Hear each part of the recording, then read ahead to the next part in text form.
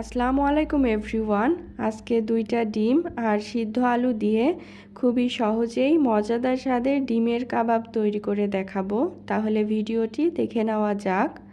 প্রথমেই একটা বাটি নিয়ে নিলাম। বাটির মধ্যে 2টা সিদ্ধ ডিম নিয়ে নিচ্ছি। এখন একটা গ্রেটারের সাহায্যে ডিম 2টাকে গ্রেট করে নিতে হবে।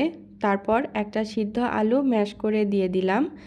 এর সাথে দিয়ে দিচ্ছি ভেজে নেওয়া পেঁয়াজ বেরেস্তা, 3-4টা কুচি করে নেওয়া কাঁচামরিচ, ধনিয়া পাতা কুচি, স্বাদ অনুযায়ী লবণ।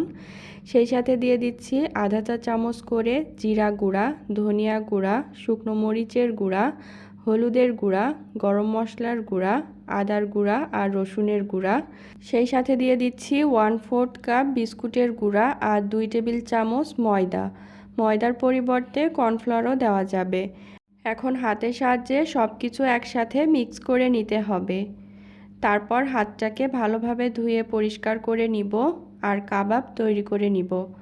কাবাব তৈরি করার জন্য সামান্য একটু কাবাবের মিশ্রণ হাতে নিলাম। হাতের সাহায্যে প্রথমে গোল করে নিতে হবে, তারপর 2 তালুর সাহায্যে চ্যাপ্টা করে চারিপাশটা সমান করে দিচ্ছি। এইভাবে আমি বাকি কাবাবগুলো তৈরি করে নিব। এই যে ডিমের কাবাবগুলো তৈরি করে নিলাম। এখন কাবাবগুলোকে তেলে ভাজতে হবে, যার জন্য চুলায় একটা ফ্রাইং প্যান বসিয়ে চুলার জালটা মিডিয়াম আঁচে রেখে ফ্রাইং প্যানটা গরম হয়ে গেলে পরিমাণ মতো তেল দিয়ে দিচ্ছি। তেলটা হালকা গরম হয়ে গেলেই তেলের মধ্যে একে একে কাবাবগুলোকে ছেড়ে দিতে হবে। এবার কাবাবগুলোকে একটু সময় নিয়ে 2 পাশটা কালার করে ভেজে নিব। এক পিঠ হালকা ভাজা হয়ে গেলে একটা কাঁটা চামচের সাহায্যে উল্টে দিচ্ছি। তারপর আরেক পিঠ ভেজে নিব। তারপর কাবাবের 2 পাশটা যখন কালার করে ভেজে নেওয়া হয়ে যাবে, তখন কাবাবগুলোকে তেলটা ঝরিয়ে উঠিয়ে নিতে হবে।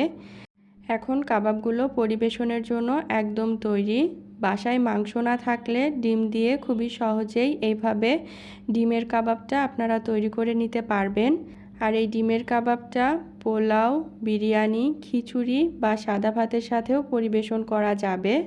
আজ এ পর্যন্তই। ভিডিওটা ভালো লাগলে চ্যানেলটাকে সাবস্ক্রাইব এবং পেজটাকে ফলো করে দিবেন আর ভিডিওতে একটা লাইক দিয়ে দিবেন। আল্লাহ হাফেজ।